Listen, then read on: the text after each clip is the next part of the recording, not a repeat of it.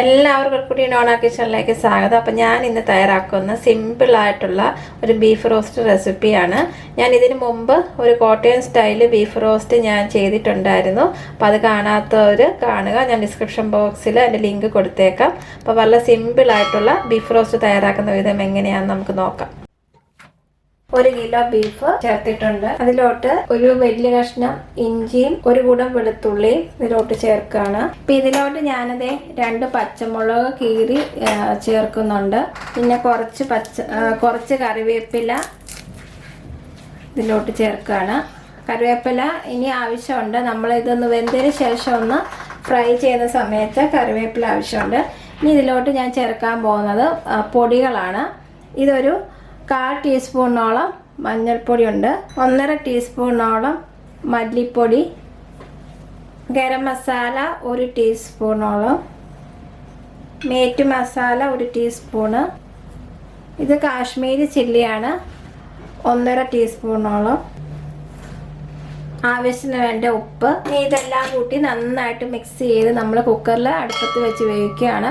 ഞാൻ വെന്തതിന് ശേഷം എത്ര ഫിസിൽ വേണമെന്ന് പറയാം. പിന്നെ ഒരു കാര്യമുള്ളത്, കുക്കറിലല്ല നിങ്ങളല്ലാതെ വേവിക്കുന്നെങ്കിൽ ബീഫ് വേവിക്കുന്നെങ്കിൽ പകുതി വെന്തതിന് ശേഷം ഉപ്പ് ചേർത്താൽ മതി. അപ്പോൾ കൈ കൊണ്ട് നന്നായിട്ടിത് യോജിപ്പിക്കുക. ഒട്ടും വെള്ളം ചേർക്കരുത്. മസാലയെല്ലാം ഞാൻ അതേ ബീഫിൽ യോജിപ്പിച്ചിട്ടുണ്ട്. ഇനി ഇത് അടച്ചിട്ട് വേവിക്കാൻ പോവാണ്. അപ്പോൾ അതേ കുക്കറിൻ്റെ ഫിസിലെല്ലാം പോയിട്ടുണ്ട്.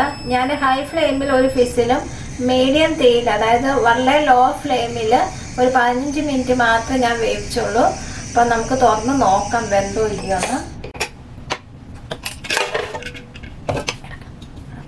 ഞാനൊന്ന് ഇളക്കട്ടെ. നമുക്ക് 2 പീസ് നോക്കാം വെന്തോന്ന്. വെന്തിട്ടുണ്ട്. ഇനി നമുക്കിത് റോസ്റ്റ് ആക്കാൻ പോവാണ് ഞാനിത്. അപ്പം നിങ്ങൾക്ക് ഇത്രയും മതിയെങ്കിൽ ഇവിടം വെച്ച് നിങ്ങൾക്ക് വേണമെങ്കിൽ കടുക് താളിച്ച് നിങ്ങൾക്ക് ചപ്പാത്തിക്കോ പൊറോട്ടയ്ക്കോ അപ്പത്തിനോ യൂസ് ചെയ്യാം. അപ്പം ഞാനിത് കുറച്ചും കൂടി ഡ്രൈ ആക്കാൻ പോവാണ്. അതിനായിട്ട് ഒരു വലിയ പാനാണ് ഞാൻ അടുപ്പത്ത് വെച്ചിരിക്കുന്നത്. ഞാനൊരു 1.5 ടീസ്പൂണോളം വെളിച്ചെണ്ണ ഒഴിച്ചു കൊടുത്തിട്ടുണ്ട്. എണ്ണ ചൂടായതിനു ശേഷം 1 ടീസ്പൂണോളം കടുക് ചേർത്ത് കൊടുത്തിട്ടുണ്ട്.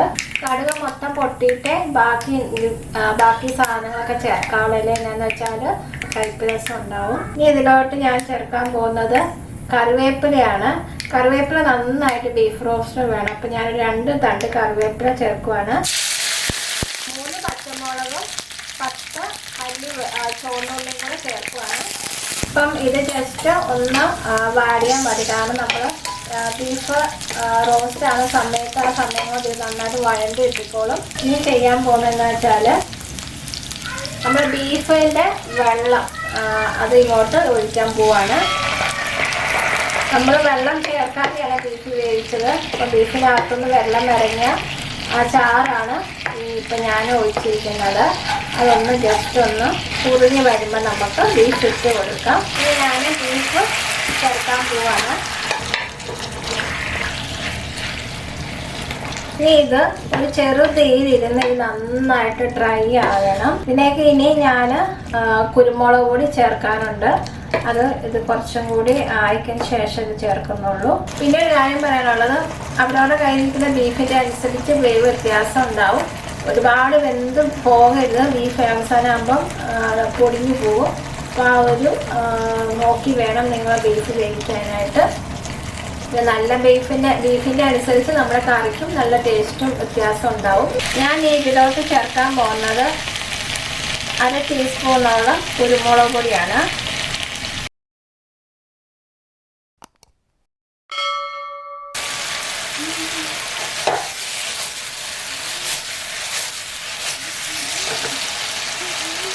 ഇപ്പം ഞാൻ ഇതിലോട്ട് എന്നാ ചേർക്കാൻ പോവാന്ന് വെച്ചാൽ നെയ്യ് ഒഴിക്കാൻ പോവാണ്. 1 ടീസ്പൂണോളം നെയ്യ് ഒഴിച്ചിട്ടുണ്ട്. നെയ്യൂടെ ഇട്ടപ്പോഴത്തേക്കുള്ള നല്ല മണം വരുന്നുണ്ട്. അപ്പോൾ നമ്മുടെ ബീഫ് ഡ്രൈ ആയിട്ടുണ്ട്. ഇത് മതി. ഇനി വേണ്ടവർക്ക് ഇനിയും നിങ്ങളുടെ ഇഷ്ടത്തിനനുസരിച്ച് ഡ്രൈ ആക്കാം. അപ്പം ഞാൻ ഇതും കൊണ്ട് ഓഫ് ചെയ്യുവാണ്. പിന്നെ ഞാൻ ഒരു പച്ചമുളക് ഒന്ന് ഗാർണിഷ് ചെയ്യാൻ വേണ്ടിയിട്ട് ഫോട്ടോ എടുക്കാൻ വേണ്ടിയിട്ടുള്ള പർപ്പസിന് വേണ്ടിയിട്ട് മാത്രം ഞാനിതിങ്ങനെ ഇതിലേക്ക് ചേർക്കുന്നു. പിന്നെ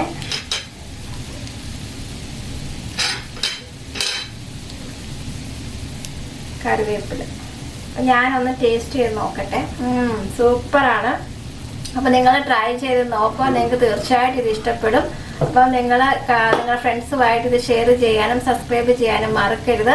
നിങ്ങൾക്ക് എന്തെങ്കിലും ഡൗട്ട് ഉണ്ടെങ്കിൽ കമൻറ്റ് ബോക്സിൽ എഴുതുക. തീർച്ചയായിട്ടും ഞാൻ അതിന് മറുപടി തരുന്നതായിരിക്കും.